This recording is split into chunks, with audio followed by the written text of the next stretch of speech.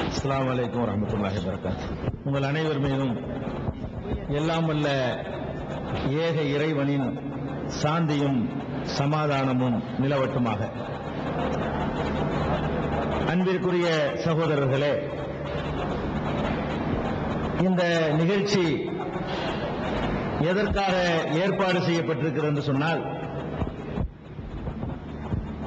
இந்த நாட்டிலே இருக்கக்கூடிய பல்வேறு சமயங்களை சேர்ந்தவர்கள் தாம் சார்ந்திருக்கிற சமயத்தை பற்றி மாத்திரமில்லாமல் தம்மை சுற்றி இருக்கின்ற ஏனைய சமயங்களை பற்றியும் ஒரு தெளிவான விளக்கத்தை பெற வேண்டும் என்ற நோக்கத்தில் தான் இந்த நிகழ்ச்சியை நாங்கள் ஏற்பாடு செய்திருக்கிறோம்.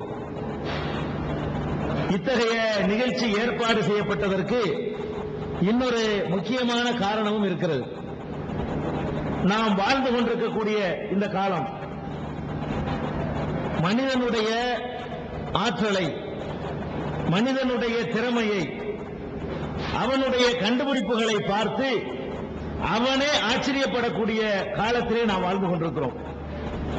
நம்முடைய அப்பன் பாட்டன்மார்கள், முன்னோர்கள் கற்பனை செய்து பார்த்திராத ஏராளமான அறிவியல் முன்னேற்றங்களை இன்றைக்கு நாம் அனுபவித்துக் கொண்டிருக்கிறோம். ஒரு காலத்திலே கட்டை வண்டியில் பிரயாணம் செய்வதுதான் ஒரு பெரிய சாதனையாக கருதப்பட்டதை நாம் எல்லாம் அறிவோம். இன்றைக்கு கண்மூடி கண் திறக்கக்கூடிய நேரத்தில் பல்லாயிரக்கணக்கான மைல்களை மனிதன் கடந்து செல்லக்கூடிய அளவுக்கு வாகனங்களை கண்டுபிடித்துக் கொண்டிருக்கிறான்.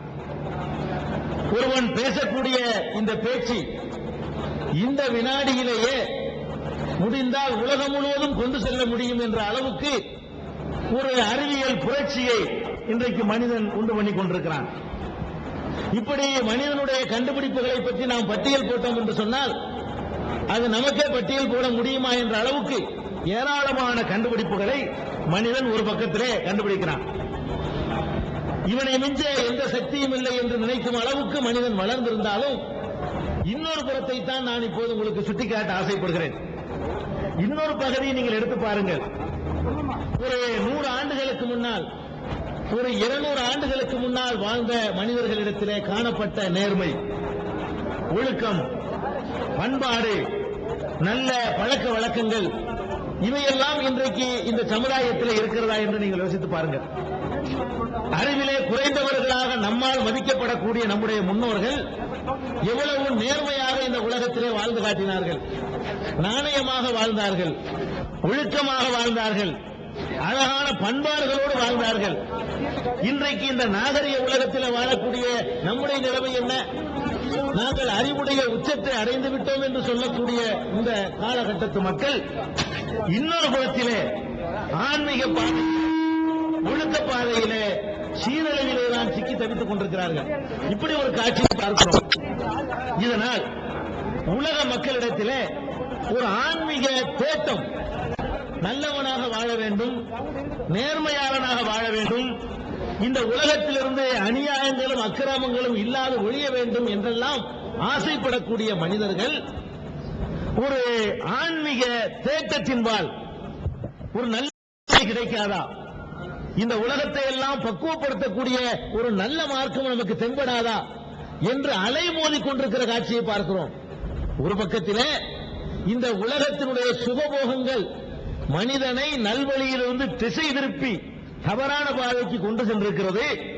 இன்னொரு பக்கத்திலே பார்த்தால் இந்த காலகட்டத்திலும் கூட நல்லவர்களாக வாழ வேண்டும் என்று நினைக்கக்கூடிய மக்கள் ஏதாவது ஒரு பாதை கிடைக்காதா? இந்த அக்கிரமத்திற்கு ஒரு முடிவு கிடைக்காதா? இந்த உலகம் சீராகாதா?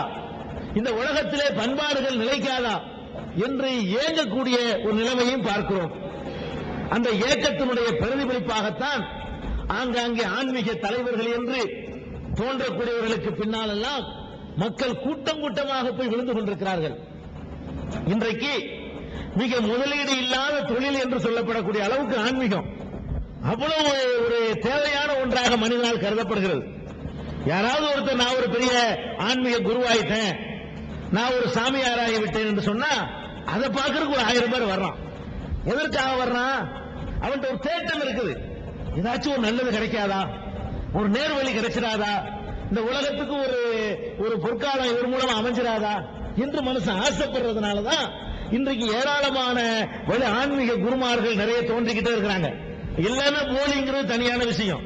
ஆனா அப்படி போலியானவர்கள் தோன்றினால் கூட அவர்களுக்கு பின்னாடி மக்கள் கூட்டம் கூட்டமாக அலைமோதுகிற காட்சியை பார்க்கிறோம். இப்படிப்பட்ட காலகட்டத்தில் தான் இப்ப ஏராளமான ஆன்மீக வழிகள் இந்த உலகத்தில் இருக்கிறது இல்லையா? இஸ்லாம் என்ற இந்த மார்க்கத்தினுடைய கொள்கை என்ன, இதனுடைய கோட்பாடு என்ன, இந்த மார்க்கத்தினால இந்த உலகத்தில் ஏற்பட்டிருக்கிற சீரழிவை தடுத்து நிறுத்த முடியுமா, இதை ஒரு தெளிவுபடுத்துறதுக்கு தான் இந்த நிகழ்ச்சி. இத தெளிவுபடுத்துறதுக்கு முன்னாடி உங்களுடைய கேள்விகள் மூலமாகத்தான் அதை நாங்கள் தெளிவுபடுத்த விரும்புறோம். அதுக்கு முன்னாடி வழக்கமாக இந்த நிகழ்ச்சியில இஸ்லாத்தை பற்றி ஒரு சின்ன அறிமுகம் கொடுக்கிறது வழக்கம். இந்த சின்ன அறிமுகத்துக்கு பிறகு நீங்க எந்த கேள்வி வேண்டாலும் கேட்கலாம். இஸ்லாம் என்ன என்பதை இது வழக்கமாக சொல்லக்கூடிய செய்தி தான். இருந்தாலும் ஒரு சின்ன அறிமுகத்தை நாம் தந்துட்டு விஷயத்துக்கு நம்ம வருவோம். இஸ்லாமிய மார்க்கத்தை பொறுத்த வரைக்கும் அது ரெண்டே கொள்கைகளை தான் உலகத்துக்கு சொல்லுது. என்ன ரெண்டு கொள்கை? இந்த மொத்த உலகத்திற்கும் ஒரே ஒரு கடவுள் இருக்கிறார். இஸ்லாத்தினுடைய கொள்கைங்க. இந்த மொத்த உலகத்திற்கும் கடவுள்னு ஒருத்தர் இருக்காரு. அவர் ஒரே ஒருத்தர் தான். ரெண்டு கடவுள் இல்ல, மூணு கடவுள் இல்ல, 3000 கடவுள் இல்ல, ஒரே ஒரு கடவுள் தான். அவன் எந்த மொழி பேசினாலும் சரி, எந்த மாநிலத்தில் வாழ்ந்தாலும் சரி, எந்த நாட்டில் வசித்தாலும் சரி, எல்லா மாந்தர்களையும் படைத்து பரிபாலித்து கண்காணித்து அவர்களுடைய தேவைகளை எல்லாம் நிறைவேற்றிக் கொண்டிருக்கக்கூடியவன் ஒரே ஒருத்தன் தான். அவனுக்கு பேர் கடவுள்னு சொல்றோம். இது இஸ்லாத்தினுடைய முதலாவது கொள்கைங்க. இஸ்லாம் சொன்னா ஒரே ஒரு கடவுள் என்று நம்பணும். இந்த ஒரே ஒரு கடவுள் நம்பக்கூடியவர்கள் முஸ்லிம் அல்லாத மக்கள் நிறைய பேர் இருக்கிறாங்க. முஸ்லிம்கள் மாத்திரம் இந்த ஒரு கடவுளை சொல்லலங்க. ஒரு கடவுள் சொல்லக்கூடியவர்கள், ஒன்றே குலம் ஒருவனே தேவன் என்று சொல்லக்கூடியவர்கள் முஸ்லிம் அல்லாத மக்களும் இருக்கிறார்கள். இஸ்லாம் சொல்லக்கூடிய அந்த ஒரு கடவுள் கொள்கை எப்படிப்பட்டதுன்னு சொன்னா, கடவுளுக்குரிய முழு இலக்கணத்தையும் சொல்லி இந்த மாதிரி கடவுள் இருக்கணும்னு இஸ்லாம் வரையறுத்து தருது. இந்த வகையில தான் இஸ்லாம் வேணைய மார்க்கங்கள்ல இருந்து தனிச்சு நிக்குது. இஸ்லாம் என்ன சொல்லுதுன்னா, நீங்க ஒருவரை கடவுள்னு ஏத்துக்கிட்டீங்கன்னா அந்த கடவுள் இப்படியெல்லாம் இருக்கணும். எப்படியெல்லாம் இருக்கணும்? கடவுள்ங்கிறவருக்கு எந்த தேவையும் இருக்கக்கூடாது. கடவுள் நம்ம ஒருத்தரை ஒத்துக்கிட்டோம்னு சொன்னா அவருக்கு நம்ம உண்டியல் போட்டுதான் அவருடைய தேவை நிறைவேறுதுன்னு சொன்னா அவர் கடவுள் இல்லை, அவர் பிச்சைக்காரர். கடவுள் என்று சொன்னால் நம்முடைய தேவைகளை நிறைவேற்றி தரக்கூடியவராக இருக்கணும், தேவைப்படக்கூடியவராக கடவுள் இருக்கக்கூடாது. இஸ்லாம் சொல்லுது, ஒரு கடவுளை நீங்க நம்புங்க, அந்த கடவுள் ஒரு தேவையும் இல்லாதவர் என்று நம்புங்க. ஏன்னா நம்ம கண் கூட நம்ம பார்க்கிறோம், கடவுளுக்கு தேவைன்னு நினைத்துக் கொண்டு காணிக்க நம்ம செலுத்தினாலும் கண்டிப்பா அதை கடவுள் எடுக்க போறதில்லை. கடவுளை சொல்லி அந்த கடவுளுக்கு நெருக்கமானவர் என்று சொல்லக்கூடிய அந்த ஆன்மீக குருக்கள் தான் எடுத்துட்டு போயிடுறாங்க. முஸ்லீம்ல மௌலவி எடுத்துட்டு போவாரு, கிறிஸ்துவரா இருந்தா பாதிரியார் எடுத்துட்டு போயிடுவாரு, இந்துக்களா இருந்தா சாமியார் எடுத்துட்டு போயிடுவாரு. கண்டிப்பா கடவுள் எடுக்கல. நீ கடவுளுக்குன்னு சொல்லி கொண்டு கொடுத்தா கூட அது கடவுளுக்கு போய் சேரலன்னு நம்ம கண்ணுக்கு முன்னாடி நல்லா தெரியுது. இஸ்லாம் அதைத்தான் சொல்லுது. கடவுள்னா ஏன் தேவை உள்ளவன் நீ கடவுளாக்குறீங்க? உங்க தேவைகளை நிறைவேற்றுறவன் தானே கடவுளா இருக்க முடியும். இப்படி ஒரு கருத்தை இஸ்லாம் சொல்லுது. அதே மாதிரி கடவுள்னு நம்ம ஒருத்தரை ஏத்துக்கிட்டோம்னு சொன்னா எல்லா வகையிலும் நம்மளை விட ஒரு மேம்பட்டவரா இருக்கணும், அப்பதான் கடவுள். எனக்கு ஈக்குவலா இருந்தான்னு வைங்க, அது நான் இருந்துட்டு போறேன், அதுக்கு எனக்கு எது கடவுள்? கடவுள்னு நான் ஒருவரை ஏற்றுக்கொண்ட பிறகு, அவருக்கு இவ்வளவு பெரிய சக்தி இருக்குன்னு நான் ஒப்புக்கொண்ட பிறகு, அந்த கடவுளுடைய பண்புகள் தகுதிகள் எல்லாம் எப்படி இருக்கணும்னு கேட்டா என்னைய விட மேல இருக்கணுமே தவிர எனக்கு நிகராக அந்த கடவுள் இருக்கக்கூடாது, எனக்கு கீழே இருக்கக்கூடாது. என்னை விட மட்டமா இருக்காரு கடவுள், அவர் எதுக்கு எனக்கு தேவை, நான் அவரை கடவுளா இருந்துட்டு போயிடலாம். அப்ப எனக்கு ஈக்குவலா அவர் இருக்காருன்னு வைங்க, அப்படி ஒரு கடவுள் எனக்கு தேவையில்லை. கடவுள் எப்படி இருக்கணும்னு கேட்டா எல்லா வகையிலும் என்னை விட மேம்பட்டவராக இருக்கணும், எல்லா வகையிலும் என்னை விட சிறந்தவராக இருக்கணும். அதனால இஸ்லாம் என்ன சொல்லுதுன்னா, கடவுள் என்பவர் எல்லா விதமான பலவீனங்களுக்கும் அப்பாற்பட்டவராக இருக்க வேண்டும், இருக்கிறார். அப்படித்தான் முஸ்லிம் கடவுளை பத்தி நினைக்கணும். இப்ப நம்ம இங்க கொஞ்ச நேரம் உட்கார்ந்து இருக்கிறீங்க, ஒரு 6 மணி நேரம் அப்படி உட்கார்ந்துடலாம் அதிகபட்சமா போனா. ஒரு 8 மணி நேரம் உட்கார வச்சா 2 பேரா 4 பேரா எந்திரிச்சு போவீங்க. இயற்கை தேவைகள்.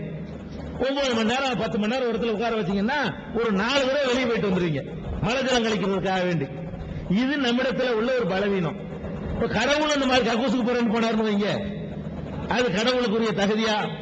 கடவுள்னு சொல்லக்கூடியவருக்கு மலை ஜலம் போகணுங்கிற ஒரு தேவை வரக்கூடாது. திங்கணும் அதுக்கு ஒரு டைம் ஒதுக்கணும். நம்ம இப்படி உட்காந்து இருக்க முடியுமா? 24 மணி உட்கார முடியுமா? சாப்பிடுறதுக்கு நேரம் ஒதுக்கி ஆகணும். இப்ப கடவுளை கொஞ்சம் எரிப்பா, நான் சாப்பிட்டு வந்துடுறேன். ஒரு பக்தன் கேட்பான், கடவுளே வயிற்று வலிக்குதுன்னு துடிப்பான், இது கொஞ்சம் சாப்பிட்டு வந்துடுறேன், பசியா இருக்குது. இப்படின்னு கடவுள் போனாருன்னு சொன்னா அவன் வயிற்றுல துடிச்சு என்ன ஆகுறது? இப்ப கடவுளுங்கிறவர் எப்படி இருக்கணும்னு கேட்டா, அவருக்கு பசிக்க கூடாது, அவருக்கு தாகம் ஏற்படக்கூடாது, அவருக்கு மலஜல உபாதைகள் இருக்கக்கூடாது.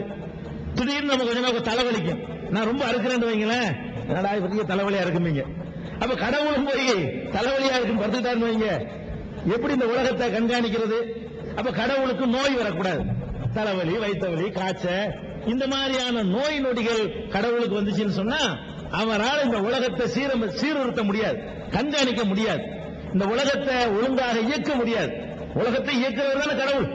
காற்றை இயக்கணும், மழையை இயக்கணும், சூரியனை இயக்கணும், சந்திரனை இயக்கணும், இந்த பூமி கூட சுழலுது அதை இயக்கணும், அதில் உள்ள மக்களை இயக்கணும், மக்கள் மாத்திரம் இல்லாம எத்தனை உயிரினங்களை இயக்கணும், தாவரங்களை இயக்கணும், எல்லாத்தையும் இயக்க வேண்டியிருக்கு. எவ்வளவு வேலைகள் இருக்கு. 24 hours வேலை கடவுளுக்கு இருந்துட்டு இருக்கு. அப்படிப்பட்ட ஒரு கடவுளுக்கு தலைவலி, காய்ச்சல், நோய் நொடி இதெல்லாம் வரக்கூடாது. அது மாதிரி இது ஒரு வீக்னஸ், இந்த வீக்னஸ் கடவுளுக்கு இருக்கக்கூடாது. அதே மாதிரி நம்ம கொஞ்சம் அதிகமா வேலை செஞ்சிருந்தீங்களேன், டயர்ட் ஆயிருவோம். அதிகமா வேலை செஞ்சோம்னா எவ்வளவு பெரிய பலசாலியா இருந்தாலும் சரி 8 மணி நேரத்துக்கு மேல ஒரு 10 மணி நேரம் வேலை செய்வோம். அதுக்கு மேல உடம்புலாம் வலிக்குதுப்பா, கொஞ்ச நேரம் படுத்து எந்திரிக்கிறோமா, கொஞ்ச நேரம் படுக்கணும், அசதிக்காக படுக்கணும், அப்புறம் தூங்கணும். இந்த தூங்கி ரெஸ்ட் எடுத்தா தான் ஃப்ரெஷ்ஷா இருப்பான். 2 நாள் 3 நாள் தூங்காட்டி மென்டல் நம்ம சொல்லுவோம். ஒரு மனுஷன் 3 நாளைக்கு தூங்கலன்னு வைங்க, 3 நாளா தொடர்ந்து தூங்கலன்னா பைத்தியக்காரன் தூங்க மாட்டான். அப்ப நம்ம ஒழுங்கா இந்த மூளை வேலை செய்யறதா இருந்தா அதுக்கு ஒரு ரெஸ்ட் கொடுத்து ஆகணும். தூக்கம்ங்கிற ஒரு ரெஸ்ட் கொடுத்தா தான் அது இயங்க முடியும். அப்ப நம்ம கடவுள் ஒருத்தரை ஏத்துக்கிட்டு அவரும் ஒரு 8 மணி நேரம், அது கொஞ்சம் 6 மணி நேரம் வச்சுக்கிடுவோமே, 6 மணி நேரம் கடவுள் தூங்குறாருன்னு சொன்னா அந்த 6 மணி நேரத்துல எத்தனை பிரச்சனைகள் உலகத்தில் நடக்கும் யாரு கவனிப்பாத? 6 மணி நேரத்துல மழை பெய்ய வேண்டிய இடங்கள் இருக்கும், புயல் அடிக்க வேண்டிய இடங்கள் இருக்கும். 6 மணி நேரத்துல எத்தனையோ பேர் தன்னுடைய கோரிக்கைகளுக்காக புலம்புவான். ஆனா 6 மணி நேரத்துக்கு இரவுல தூங்குறாருன்னு சொன்னா கூட உலகம் பூரா இரவாவா இருக்கும். கடவுள் ராத்திரில தூங்குறாருன்னு வச்சுக்கிட்டா கூட நமக்கு ராத்திரியா இருக்கு. நமக்கு ராத்திரியா இருக்கக்கூடிய நேரத்தில் இன்னொரு பகுதியில் பகலா இருக்கும். அவன் தேவைகளை கடவுள்கிட்ட முறையிட்டு தான் இருப்பான். இப்ப கடவுள் தூங்குறாருன்னு சொன்னா தூங்குற நேரத்தில் போய் யாரு போய் அவர்கிட்ட கேட்கறது? யோசிச்சு பாருங்க. அந்த தூங்குற நேரத்தில் கேட்கிற பிரார்த்தனைகள்லாம் என்ன ஆகிறது? அதனால நீங்க கடவுளை பத்தி எப்படி நினைக்கணும்னு கேட்டா, கடவுள் தூங்க மாட்டாரு, அதை நம்பணும். தூங்கவே மாட்டார், அசதி கிடையாது. அதே மாதிரி ஒரு மனுஷன் என்ன செய்யறோம், ஒரு 1000 ரூபாய் கடன் கேட்கிறான், நாளைக்கு தரேன்னு சொல்லிடுவோம், மறந்துடுவோம். ஒரு வாரம் கழிச்சு என்னையா தரேன்னு சொன்னீங்க, ஒரு வாரம் செய்யா, ஆமா மறந்துட்டேன். இப்ப கடவுள் இப்படி இருந்தாருன்னு வைங்க, என்ன வருது? கடவுள்கிட்ட நான் கேட்கிறேன், கடவுளே ஆபத்துல மாத்திக்கிட்டேன், கடவுள் காதல வாங்கிட்டு மறந்து போயிட்டு ஒரு 15 நாள் கழிச்சு யாபம் பண்ணாருன்னு வைங்களேன், இப்படி ஒரு கூமுட்டை நமக்கு வேணுமா கடவுள்? இப்படி ஒரு கடவுள் நமக்கு தேவையாங்கிற? கடவுள்னா மறக்க கூடாது. நம்ம மனிதன் மறக்கலாம், கடவுள் மறக்க கூடாது. அப்ப மறக்க கூடாது, தூங்கக்கூடாது, அது மாதிரி பலவீனம் வரக்கூடாது, நோய் வரக்கூடாது, அசதி வரக்கூடாது, எல்லா வீக்னஸ்களும் திங்கக்கூடாது. இதை இப்படித்தான், இப்படிப்பட்டவன் தான் கடவுளாக இருக்க முடியும். அது மாத்திரம் இல்லாம கடவுளுக்கு ஒரு மனைவி கொண்டாட்டி, அவருக்கு ஒரு புள்ள அல்ல ஒரு 4-5 புள்ள, இது உருப்படுமா? கடவுளுக்கு ஒரு பொண்டாட்டி இருந்தார்னா பொண்டாட்டியோட அவர் இன்பம் அனுபவிக்கிறதுக்காக ஒரு நேரத்தை ஒதுக்கி ஆகணும். கடவுள் அவருக்கு ஒரு மனைவி தேவை என்று வைத்துக் கொண்டோமே, ஆனால் அந்த மனைவியோடு அவர் வாழ்க்கை நடத்துவதற்காக வேண்டி அது ஒரு நேரத்தையும் தனிமையும் ஒதுக்கி ஆகணும். அந்த மாதிரி நேரத்தில் இந்த உலகம் எப்படி இயங்கும்? இந்த உலகத்தில் உள்ளவருடைய பிரார்த்தனைகள் எப்படி அவருடைய காதல விழும்? இப்படி எல்லாம் ஒரு தேவைப்படக்கூடிய ஒரு பலவீன அவருக்கு இந்த உடம்பை தன் உடம்பை கட்டுப்படுத்திக் கொள்ள முடியாம அதுக்கு ஒரு ஜோடி தேவைங்கிற அளவுக்கு வந்துட்டாருன்னு சொன்னா அவர் எப்படி கடவுளா இருக்க முடியும்? அதனால கடவுள்னா மனைவி கிடையாது, அது மாதிரி புள்ள குட்டி கிடையாது. மனைவி இல்லாம புள்ள குட்டி இல்லைன்னு ஆயிருமே, கடவுளுக்கு பொண்டாட்டி இல்லைன்னு ஆயிட்டா புள்ள குட்டிகளும் இல்ல. இப்படியான ஒரு அடிப்படையில் நீங்க கடவுளை நம்புங்க. அதே மாதிரி முதுமை, இது பெரிய பலவீனம். இப்ப நான் ஒரு 10 வருஷத்துக்கு முன்னாடி செஞ்ச அதே வேலையை இன்னைக்கு செய்ய முடியாது. இன்னைக்கு செஞ்சுக்கிட்டு இருக்கிற இதே வேலையை ஒரு 20 வருஷம் கழிச்சு என்னால செய்ய முடியாது. நான் படுத்த படுக்கையில கிடப்பணும், போய் சேர்ந்திருப்பணும், சொல்ல முடியாது. ஆனா கடவுளுக்கு இதே மாதிரி அன்னைக்கு செஞ்சப்பா அன்னைக்கு கேட்டீங்க, இன்னைக்கு முடியுமா, எனக்கு வயசாச்சுல வேற ஆளை பாத்துக்கங்கப்பான்னா இவன் கடவுளா? கடவுள் வந்து கிழவனா போக கூடாது. கடவுளுங்கிறவன் முதுமை இருக்கக்கூடாது. இப்படி எல்லாம் கடவுளை பத்தி நீங்க நினைங்க. கடைசியா கடவுள் சாகவும் கூடாது, மரணிக்கிறவர் கடவுளா இருக்க முடியாது. அப்ப இஸ்லாம் என்ன சொல்லுதுன்னு கேட்டா, இந்த மொத்த உலகத்துக்கும் கடவுள் ஒருவர் என்று நீங்கள் நம்புங்கள். அந்த ஒருவர் இப்படியெல்லாம் உள்ளவர் என்று நம்புங்கள். இப்படி நம்பிட்டீங்கன்னு வைங்களேன், இதனால என்ன நமக்கு கிடைக்குது அதை யோசிக்கணும். இப்படி நம்புனா என்ன, அப்படி நம்புனா என்ன கேட்டா, இப்ப நான் சொல்லக்கூடிய இந்த அடிப்படையில, இஸ்லாம் சொல்லக்கூடிய இந்த அடிப்படையில நீங்க கடவுளை நம்புனா, கடவுள் பேரை சொல்லி உங்களை யாரும் ஏமாத்த முடியாது. கடவுள் பேரை சொல்லி உங்களை யாருமே ஏமாத்த முடியாதுங்க. புரோக்கர் தேவையில்லை. கடவுள் எந்த தேவையும் இல்லாதவர்னு சொல்லும் பொழுது நேர கேட்கலாம். கடவுள் தூங்குனா தான் போய் எழுப்பி விடணும், எழுப்பி விடுறதுக்கு ஒரு மந்திரத்தை சொல்லணும். அந்த மந்திரம் சில பகுதியில் இடவசதி என்ன, ஆண்களே ரோட்ல தொழுவாங்க, இடம் இல்லாம பள்ளிவாசல் நிறைந்து போய் வெள்ளிக்கிழமை எல்லாம் ரோட்ல தொழுவாங்க. அந்த மாதிரி இடத்துல உங்களுக்கு வசதி குறைவா இருக்குமேங்கிறதுக்காக சில பள்ளியில மறுக்கிறாங்க. சில பள்ளியில உள்ளவங்க விளங்காம மறுக்கிறாங்க. ரெண்டு விதமாவும் மறுக்கிறாங்க, நான் இல்லைன்னு சொல்லல. இஸ்லாம் மறுக்கவில்லை. அந்த வாய்ப்புகளை இன்னும் பரவலாக்குவதற்காக நாங்கள் இன்னும் தீவிரமா முயற்சி பண்ணிக்கிட்டு இருக்கிறோம். ஒண்ணு. ரெண்டாவது வந்து அதே சகோதரியை கேட்டாங்க, தர்காவுக்கு மட்டும் பெண்கள் அனுமதிக்கிறாங்களே, தர்காவையே இஸ்லாம் அனுமதிக்கல. நீங்க விளங்கிக்கணும், தர்காவுக்கு அனுமதிக்கிறாங்கன்னு சொல்றதை விட, தர்கா என்பது இஸ்லாத்துக்கு எதிரான ஒரு வழிபாட்டு கொள்கை. அது இஸ்லாம் என்பது ஒரு கடவுள் கொள்கையை சொல்லக்கூடிய ஒரு மார்க்கம். தர்கா என்பது என்ன, ஒரு மனிதர் இறந்து விடுகிறார், அவரை போய் அங்க புதைக்கிறாங்க, அவரை கும்பிடுறாங்க. மனிதனை வழிபடுற இடத்துக்கு பேர் தான் தர்கா. அது இஸ்லாமியர்களே செஞ்சாலும் அது இஸ்லாம் அல்ல. எப்படி இஸ்லாத்தின் பெயரால இந்த காரியங்களை சொன்னாங்க இல்லையா, பள்ளிவாசல்ல தடுக்கிறாங்கன்னு, அந்த மாதிரியான மூடர்கள், சில ஜமாத்துக்காரர்களே சில தடுக்கிறாங்கன்னு சொன்னாங்க இல்லையா, அந்த மாதிரியான இஸ்லாத்தை அறியாதவர்களை உண்டாக்கிட்டாங்களே தவிர, நபிகள் நாயகத்திற்கு தர்கா கிடையாது, வழிபாடு கிடையாது, சந்தனக்கூடு கிடையாது, உண்டியல் கிடையாது, நபிகள் நாயகத்துக்கு இதெல்லாம் கிடையாது. இன்னும் சொல்ல போனால், இஸ்லாமிய ஆட்சி ஒரு பகுதியில் இருக்குமானால் அங்கே தர்காக்கள் இடிச்சு தகர்க்கப்படும். நபிகள் நாயகம் அப்படி சொல்லியிருக்கிறாங்க. அதாவது தர்காக்கள் எதையும் வழிபாட்டு இறந்து போன எந்த சமாதி, யாருடைய சமாதியும் விட்டு வைக்காதீங்க, தரமட்டமாக்கிருங்க, மனிதனை மனிதன் வழிபடக்கூடாது அப்படின்னு சொல்லி இஸ்லாம் அவ்வளவு தெளிவா சொல்லுது. அதனால தர்கா என்பது இஸ்லாத்துக்கு எதிரானது, அதை புரிஞ்சுக்கணும். திருக்குறானில் எந்த இடத்திலாவது இந்த மார்க்கத்தில் நம்பிக்கை இல்லாதவர்களை கொல்லும்படியோ, இல்லை திருக்குறானை தூற்றுபவர்களை பழி வாங்கும்படியோ, தொடர்பு கொள்ளாது இருக்கும்படியோ ஏதாவது சொல்லப்பட்டிருக்கிறதா? அப்படின்னா என்ன சொல்லியிருக்காங்க? இஸ்லாம் அப்படின்னாலே எல்லா இஸ்லாமியர்களும் தீவிரவாதிகள் அப்படிங்கிற மாதிரி அதாவது இஸ்லாம் மார்க்கத்தில் ஈடுபட்டு இருக்கிறவங்க எல்லாருமே தீவிரவாதிகள் அப்படிங்கிற நினைப்பு எனக்குள்ள முன்னாடி இருந்தது. நான் ஒரு முன்னாள் RSSல இருந்த ஆளு, என்ன மாட்டிட்டு நீங்க இந்த மாதிரி உட்காந்துருக்கேன் இன்னைக்கு வந்து இந்த இடத்துல. பதில் நல்ல வரையில் சொல்லணும் நீங்க.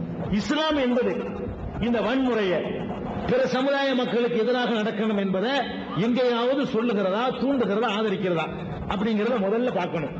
இது எப்படி பார்க்கணும்? ஒன்னு திருமறை குர்ஆனில் இருந்து பார்க்கணும். இன்னொன்று நபிகள் நாயகம் அவர்கள் காலத்தில் எப்படி பிற சமய மக்களோடு நடந்து கொண்டார்கள் என்று பார்க்கணும். இந்தியாவை ஆண்ட முஸ்லிம் மன்னர்கள் எப்படி நடந்து கொண்டார்கள் பார்க்க கூடாது. இவங்க இஸ்லாத்துக்கு அத்தாரிட்டி கிடையாது, அவர்கள் மேலையும் தவறு தான் சொல்றாங்க, அவதூறுகள் தான் சொல்றாங்க, அது நமக்கு அத்தாரிட்டி வேணாம். திருக்குர்ஆன் என்ன சொல்லுது? எந்த இடத்திலாவது பிற சமுதாய மக்களை வந்து நீங்கள் இந்த மாதிரி கொள்ளுங்க அடிங்கன்னு சொல்லல. எங்க வருதுன்னு கேட்டா, அதுதான் அந்த பத்மநாபன் சகோதரர் வந்து குர்ஆன்ல இருக்குன்னு அவர் சொல்றாரு. குர்ஆனில் சில வசனங்கள் இருக்குது. என்ன வசனம் தெரியுமா? அதாவது அந்த நிராகரிப்பாளர்களை, காஃபிர்னா நிராகரிப்பவர், அல் காஃபிர் என்றால் அந்த நிராகரிப்பவர், அல் காஃபிர் வரும் மூலத்தில் பாத்தீங்கன்னா, அந்த நிராகரிப்பாளர்களோடு நீங்கள் போர் செய்யுங்கள், அவர்களோடு நீங்கள் யுத்தம் புரியுங்கள், அவர்களுக்கு எதிராக நீங்கள் படை நடத்துங்கள் அப்படிங்கிற மாதிரியான வசனங்கள் பல இடங்கள்ல வருது குர்ஆன்ல. இந்த அந்த நிராகரிப்பாளர்கள் சொன்னால என்ன அர்த்தம்? அந்த முன்னாடி யாரையோ பத்தி பேசப்பட்டதுன்னு அர்த்தம். இந்த ஒரு வசனத்தை மட்டும் முடித்துக் கொண்டு காபிர்களை வந்து கொல்ல சொல்லுன்னு எடுக்கக்கூடாது. அந்த தேங்கிற வார்த்தை இருக்குல்ல, அதை போட்டாக்க அரபில வந்து அல்னு சொல்லுவாங்க, அல் காஃபிர்னு போடப்பட்டிருக்கு. அந்த நிராகரிப்பாளர்கள் சொன்னா அது எந்த நிராகரிப்பாளர்னு ஒரு 3 வசனத்துக்கு முன்னாடி போனோம்னு சொன்னா அதுல வருது காத்தில் உள்ளதீன யுகாத்திருக்கும் கமா யுகாத்திருக்கும், உங்களோடு சண்டைக்கு வரக்கூடிய, அங்க மக்காவுல இருந்து படை விரட்டிக்கிட்டு சண்டைக்கு வரக்கூடியவர்களோடு அவர்கள் சண்டையிடுவது போல நீங்கள் சண்டையிடுங்கள் சொல்லிட்டு அந்த காபிர்கள் வருது. இப்ப எடுத்தவனே இறை நிராகரிப்பாளர்கள் பிற மக்கள் வரல, அங்கே இருந்து படை விரட்டி கொண்டு உங்களை அழிக்க வர்றாங்களே. இஸ்லாம் அதுல தெளிவா இருக்குங்க. என்ன சொல்லுதுன்னு கேட்டா, அது தனிநபனா இருக்கட்டும், குழுவா இருக்கட்டும், இந்துவா இருக்கட்டும், கிறிஸ்தவனா இருக்கட்டும், முஸ்லீமா இருக்கட்டும், நான் பாட்டுக்கு போயிட்டு இருக்கிறேன், அநியாயத்து உடனே அடிக்க வர்றான். எனக்கு இஸ்லாம் ஒரு உரிமையை தருது, திருப்பி அடிக்கிறது. மன்னிச்சா சிறந்தன்னு சொல்லுது. 2 உரிமை என்கிட்ட தருது. உன்னை அடிச்சானா உன் மேல தப்பு இல்லாம உன்னை அடிக்க வந்தான்னு சொன்னா உன்னை காத்துக்கிறதுக்காக வேண்டி திருப்பி அடித்தால் கடவுள் ஏன் என்று கேட்க மாட்டார், உனக்கு அனுமதிப்பான். ஆனால் மன்னித்து விடுவது உனக்கு நல்லது. மன்னித்து விடுவது அக்ரபுல் தக்வா, மன்னித்து விடுவது இறையச்சத்திற்கு மிக நெருக்கமானது அப்படின்னு இஸ்லாம் சொல்லுது. இதே மாதிரி நான் ஒரு 10 பேர் போயிட்டு இருக்கிறேன், ஒரு 10 பேர் என்னை சும்மா போயிட்டு வம்புக்கு வந்து அடிக்கிறாங்க, நான் பாட்டு மன்னிச்சுட்டு போனாலும் போகலாம், திருப்பி அடிச்சாலும் அடிக்கலாம், இது ஒண்ணு. ஆனால் நாடு என்று வந்து விடுமானால், இது தனிநபருக்கு இஸ்லாம் சொல்லக்கூடிய அறிவுரை, நாடு என்று வந்து விடுமானால் சண்டைக்கு வந்தா திருப்பி அடிச்சு ஆகணும். நபிகள் நாயகத்தை ஒரு நீங்க எப்படி பாக்குறீங்க, மத தலைவர் நீங்க பாக்குறீங்க, அவர் ஒரு நாட்டினுடைய அதிபதி. இந்தியாவுக்கு எதிராக பாகிஸ்தான் படை திரட்டி வந்தால் நம்ம என்ன சொல்லுவோம், நீங்க எப்படி பாக்குறீங்கன்னா, நபிகள் நாயகம் ஒரு ஆன்மீக தலைவர் அடிப்படையில் எடுத்தா நீங்க நினைக்கிறீங்க. அப்படின்னு அவர் அடிச்சாருக்கெல்லாம் மன்னிச்சாரு. அவரை தனிப்பட்டு அடிச்சவங்க, அவருடைய சொத்தை பறிச்சவங்க, அவரை ஊரை விட்டு விரட்டினவங்க, அவர் சொந்தக்காரங்களை கொலை பண்ணவங்க எல்லாம் மன்னிச்சாரு. எங்க அவர் எதிரடி கொடுக்கிறாருன்னு கேட்டா, ஒரு நாடுல ஆயிரும் பொழுது அதுல தாக்க வந்தாங்கன்னு சொன்னா சிறுவர்கள் அழிவாங்க, பெண்களுக்கு பாதிப்பு ஏற்படும், பொது சொத்துக்கள் சேதமாக்கப்படும். அது என் விஷயம் அல்ல, முகமது நபி விஷயம் இல்லை. மதீனாவின் மீது அவருடைய தலைநகரத்தின் மீது படையெடுத்து வருவார்களேயானால் அது முகமது நபியின் சொந்த பிரச்சனை இல்லை. அத்தனை மக்களை காப்பாற்றக்கூடிய தலைமை பொறுப்பில் இருக்கக்கூடியவர் சீனா படையெடுத்து வந்தால் நாம் என்ன பண்ணுவோம், அந்த சீனர்களை கருவருங்கள் சொல்லுவோமா இல்லையா? பாகிஸ்தானியர்கள் இந்தியாவில் படையெடுத்து வருவார்களேயானால் அவர்களுடைய தலையை சீவுங்கள் அப்படின்னு சொல்லுவோம். பாகிஸ்தானியர்களை தலையை சீவுங்கள் போர் நேரத்தில் சொன்னால் எப்பவும் சீவுங்கள் விளங்கிடக்கூடாது. அதை எப்ப சொல்லுவோம், ஒரு போர் நடக்கும் போது நம்மளே சொல்றோம், நச்சு பாம்பு நாய் புழுவை தின்னும் சீனாக்காரனை நாட்டை விட்டு ஓட்டி வைப்போம்னா நாங்க பள்ளிக்கூடத்தில் 3ஆம் கிளாஸ் படிக்கிற காலத்துல எங்களுக்கு சொல்லி தந்தாங்க. அது இன்னைக்குமா? அது சண்டைக்கு வரும்போது, அவன் சண்டைக்கு வந்தா நமக்கு எதிராக போகும்போது அவன் நச்சு பாம்பு தின்றது நாய் புழுவை திங்கிறதா யாபத்துக்கு வரும். இப்ப என்ன, ஜாதி பண்ணானது கை விட்டு வந்தான்னு சொன்னா சண்டை இல்லை, அவ்வளவுதான விஷயம். அப்ப சண்டை நேரத்தில் ஒரு ஆட்சித்தலைவர் என்ற முறையில நபிகள் நாயகம் ஆட்சித்தலைவராக இருந்த நேரத்தில் இடப்பட்ட கட்டளை இதை பார்த்து இதான். அதுக்கு நீங்க எந்த இடத்துல எல்லாம் காபிர்களை சண்டையிடுங்கள் வருதோ அதுக்கு முந்தி பாத்தீங்கன்னா யாருன்னு தெரியும். உங்களை ஊரை விட்டு விரட்டியவர்கள், உங்களுடைய சொத்துக்களை பறித்துக் கொண்டவர்கள், மக்காவிலிருந்து விரட்டி உங்கள் சொத்துக்களை பறித்துக் கொண்டவர்கள், அது போதாது என்று நீங்க இருக்கிற ஊருக்கே உங்களை தாக்குவதற்கு படையெடுத்து வரக்கூடியவர்கள் பார்த்துக்கிட்டு இருக்காதீங்க. ஏன் போரிடாமல் இருக்கிறீர்கள் இருக்கு குர்ஆன்ல. எப்படி இருக்குன்னா, இடுங்கன்னு கூட இல்ல, மாலக்கும் லாத்து காத்திலூன ஃபீ ஸபீலில்லாஹ், எதற்கு நீங்கள் இன்னமும் போரிடாமல் இருக்கிறீர்கள் அப்படின்னு கேட்கப்படுது. இது யாருக்குரியது? ஒரு ஆட்சியாளர் என்ற முறையில ஒரு நாட்டின் மீது இன்னொரு நாடு தாக்குதல் நடத்தும் பொழுது செய்ய வேண்டிய நடவடிக்கை இது. இஸ்லாத்துக்கு மாத்திரம் இல்லைங்க, எல்லா நாட்டுக்கும் உள்ளது. உலகம் பூரா அதை கடைபிடிச்சு ஆகணும், இல்லடா அது நாடாவே இருக்காது. நம்ம வாட்டுக்கு இந்தியா அஹிம்சை, காந்தி அஹிம்சை சொன்னார்னு சொல்லி பாகிஸ்தான் சண்டைக்கு வரும்போது சொல்ல முடியுமா? நாங்கள் அஹிம்சாவாதிகள், நீ என்ன வேணாலும் பண்ணிட்டு போடா, விட முடியுமா? அப்ப நம்ம ஏன் அப்படி விட முடியல? அந்த இடத்துல அந்த போர்ல எவனும் காரணம் பேசக்கூடாது. அந்த இடத்துல அப்படி இருந்தா தான் இங்க உள்ள பெண் பிள்ளைகளை காப்பாற்ற முடியும், இங்க உள்ள பொது சொத்துக்களை நம்ம அழிக்காமல் தடுக்க முடியும். நாட்டுடைய கௌரவம், மக்களுடைய கௌரவம் அதுக்கு உள்ளது. அதே நேரத்தில் குர்ஆனுடைய சில வசனங்களை நான் சொல்றேன் பாருங்க. லா யன்ஹாகுமுல்லாஹு அனில்லதீன லம் யுகாத்திலுக்கும் வலம் யுக்ரிஜூக்கும் அன் தியாரிஹிம். டெக்ஸ்டோட வாய்ஸ் உங்களுக்கு சொல்றேன். அந்த பர்ரு வ தத்தகு வ துஸ்லிஹு பைனஹும் வ துக்ஸிது இலைஹிம் அல்லாஹ் சொல்லி காட்டுறான். இதுக்கு என்ன அர்த்தம்? உங்களோட சண்டைக்கு வராமல், உங்களோடு போருக்கு வராமல் இருக்கக்கூடிய மற்ற மக்கள் இருக்கிறார்களே, அவர்களோடு நீங்கள் நல்லிணக்கமாக நடந்து கொள்வதையோ, அவர்களுக்கு உதவுவதையோ, அவர்களிடம் நீதி செலுத்துவதையோ அல்லாஹ் உங்களுக்கு தடை செய்யவில்லை. குர்ஆனுடைய வசனம். இன்னொரு இடத்துல குர்ஆன் சொல்லுது, அதாவது லா என்ன எப்படிமா லா எஜிரிமன்னக்கும் ஷனஆன கௌமின் அலா அல்லா தாதிலு, ஒரு சமுதாயத்தின் மீது உங்களுக்கு ஏற்பட்டிருக்கக்கூடிய வெறுப்பு அவர்களுக்கு நீதி செலுத்துவதிலிருந்து உங்களை தடுத்துவிட வேண்டாம். ஒரு ஆள் நமக்கு பிடிக்கல, அவன் பக்கம் உள்ள நீதியை கேட்க மறுக்கக்கூடாது. எத்தனையோ வழக்குகள்ல நபிகள் நாயகமும் அவங்கள்ட்ட ஒரு முஸ்லீமும் ஒரு யூதரும் வருவார் வழக்கு கொண்டுகிட்டு, யூதருக்கு சாதகமாக தீர்ப்பு வழங்கி இருக்கிறாங்க நபிகள் நாயகம், நீதியை அவங்க பாக்குறாங்க. முஸ்லீம் என்று அவங்க பார்த்ததே கிடையாது. அப்ப நபிகள் நாயகத்தினுடைய அந்த ஆளுகையின் கீழே யூத சமுதாயம் வாழ்ந்தது, அந்த ஆளுகையின் கீழே கிறிஸ்துவ சமுதாயம் வாழ்ந்தது, அந்த ஆளுகையின் கீழே கலதைய வணக்கக்காரர்கள் வாழ்ந்தாங்க. யாரையும் இஸ்லாம் வந்து வெட்டல கொல்லல குத்தல. யாரோட படையெடுத்து சண்டைக்கு வரும்பொழுது கூட சும்மா இருக்கணும்னா அப்படி ஒரு நாடு இருக்குமா? அந்த அடிப்படையில் தான் குர்ஆன் சொல்லுதே தவிர எல்லா மக்களுக்கும் இன்னல்லாஹ யஅமுரு பில் அத்லி வல் இஹ்சான், அல்லாஹ் நீதியை உங்களுக்கு ஏவுகிறான், நல்லுதவி செய்வதை ஏவுகிறான், அப்படி எல்லாம் சொல்லக்கூடிய ஒரு மார்க்கம் இஸ்லாமிய மார்க்கம். ஒரு கட்டத்திலையும் வன்முறையை சொல்லவே இல்லை. இன்னும் சொல்ல போனா போர் செய்யறோம்ல, போருங்கிறது ஒரு தேவையான ஒன்று, அவசியத்தை செஞ்சுதான் ஆகணும். எல்லாரும் செஞ்சிருக்கிறாங்க. ராமர் செஞ்சிருக்கிறாரு, மூசே செஞ்சிருக்கிறாரு, முகமது நபி செஞ்சிருக்கிறாரு, வரலாற்றில் அலெக்சாண்டர் பண்ணியிருக்கிறாரு, புத்தர் கூட போர் செஞ்சவர் தான், அவர் பண்ணியிருக்கிறாரு. போர் செய்யாட்டி ஆட்சியாளர் இருக்க தலைவர் சேர சோழ பாண்டியர்கள் பண்ணியிருக்கிறாங்க, வெளியேயும் பண்ணியிருக்கிறாங்க, தங்களுக்குள்ளேயும் பண்ணியிருக்கிறாங்க. போர் என்பது ஆட்சி தலைவர் நடந்தே தீர வேண்டியது. அந்த போரில் கூட ஒரு புது நெறிய சொன்ன மார்க்க இஸ்லாம். எப்படி சொல்ல தெரியுமா? போரில் கூட மத குருமார்களை கொன்று விடாதீர்கள். அது வந்து தேவையற்ற ஒரு டென்ஷன் உண்டாக்குமா? போர்ல சாமியார்கள் பாதிரியார்கள் பண்ணவே கூடாது. போரில் பெண்களை கொள்ளாதீர்கள். போர்ல பெண்களை கொண்டா தப்பு இல்ல, நம்ம அறிவு சொல்லுது. போருக்கு வந்துட்டாங்கல்ல, அதுக்கு தயாரா தான் வந்திருக்கிறாங்க.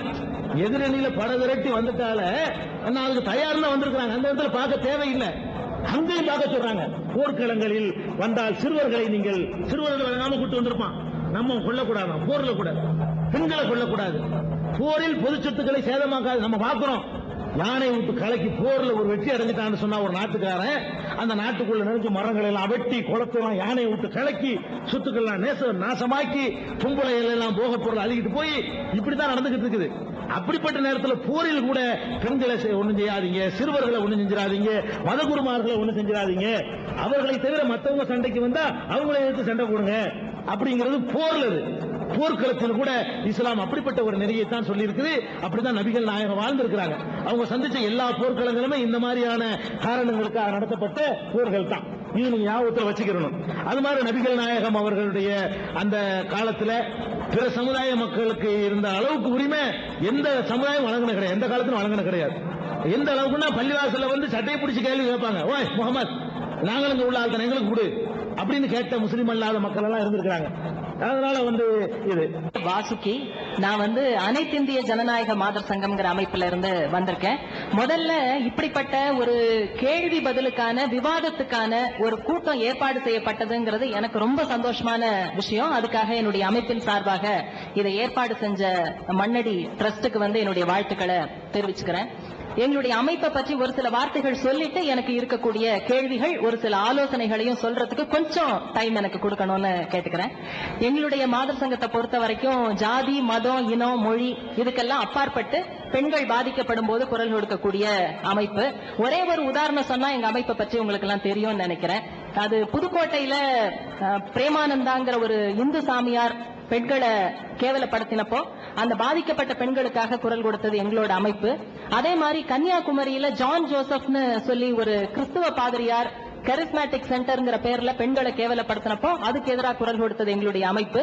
திருநெல்வேலியில மீரான் மைதீன்கிற முஸ்லிம் இனத்தை சார்ந்தவர் ஆசிரியர் பயிற்சி பள்ளி நடத்தி அதுல இருக்கக்கூடிய பெண்களை கேவலப்படுத்தினப்போ அந்த பெண்களுக்காக குரல் கொடுத்தது எங்களோட அமைப்பு. அதனால வந்து எங்களுடைய அமைப்பை பொறுத்த வரைக்கும் ஜாதி மத இனத்திற்கு அப்பாற்பட்டு உண்மையாகவே பெண்கள் அடிமட்டத்தில் இருக்கக்கூடிய பெண்கள் எங்க பாதிக்கப்பட்டாலும் குரல் கொடுக்கக்கூடிய அமைப்பா இருக்கும். ரெண்டாவது, எங்க அமைப்பை பொறுத்த வரைக்கும் இந்திய நாட்டில் நடக்கக்கூடிய விஷயங்களை பற்றி எங்களுக்கு ஒரு நிலைப்பாடு இருக்குங்க.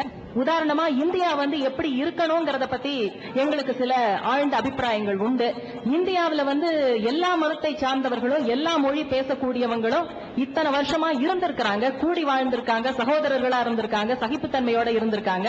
அந்த மாதிரியான பன்முகத்தன்மை கொண்ட பல்வேறு கலாச்சாரங்களை உள்ளடக்கி இருக்கக்கூடிய ஒரு நாடாக இந்தியா தொடர வேண்டும் அப்படிங்கறதுதான் எங்களுடைய நிலைப்பாடு.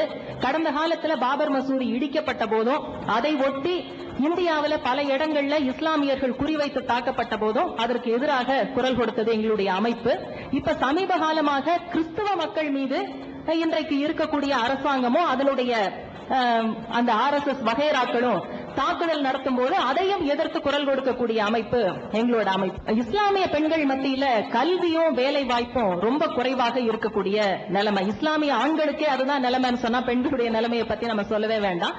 அதனால பெண்கள் மத்தியில கல்வியையும் வேலை வாய்ப்பையும் உயர்த்த இது போன்ற டிரஸ்டுகள் என்ன நடவடிக்கை எடுத்திருக்காங்க அல்லது எடுப்பதற்கு இருக்கிறார்கள் அப்படிங்கறது அடிப்படையா எனக்கு தெரியணும். முஸ்லீம் பெண்கள் வந்து அடுத்த சமயத்தை விட வந்து படிப்புல வந்து ரொம்ப கம்மியா இருக்காங்க.